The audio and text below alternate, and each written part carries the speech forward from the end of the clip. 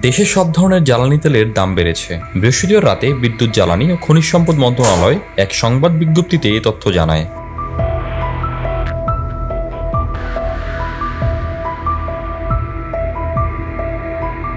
বিজ্ঞপ্তিতে জানানো হয়, ডিজেল ও কেরোসিনের দাম লিটার প্রতি 107 টাকা থেকে 75 পয়সা বাড়িয়ে 107 টাকা 75 পয়সা, পেট্রোলের দাম 124 টাকা 50 পয়সা থেকে 2 টাকা 50 পয়সা বাড়িয়ে 127 টাকা এবং অকটেনের দাম 128 টাকা 50 পয়সা থেকে 2 টাকা 50 পয়সা বাড়িয়ে 131 টাকা নির্ধারণ করা হয়েছে।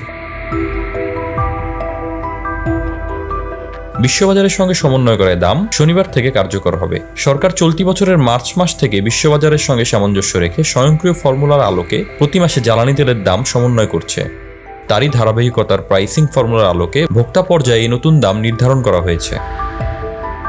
মন্ত্রণালয় জানিয়েছে, বিশ্ববাজারে জ্বালানি তেলের মূল্য কিছুটা কমলেও মার্কিন ডলারের বিপরীতে টাকার অবমূল্যায়নের কারণে এ মূল্য সমন্বয় করতে হয়েছে। মূল্য সমন্বয়ের পরেও ভারতের কলকাতায় বর্তমান ডিজেল লিটার প্রতি 90.76 রুপি, যা বাংলাদেশি মুদ্রায় 125 টাকা 70 পয়সা এবং পেট্রোল 103.94 রুপি, যা বাংলাদেশি মুদ্রায় 143.96 টাকায় বিক্রি হচ্ছে। এ দাম বাংলাদেশ থেকে লিটার প্রতি যথাক্রমে প্রায় 17.95 টাকা ও 16.96 টাকা বেশি। এর ফলে সীমান্ত দিয়ে জ্বালানি তেল পাচারের কোনো শঙ্কা নেই বলে মনে করছেন বিশেষজ্ঞরা।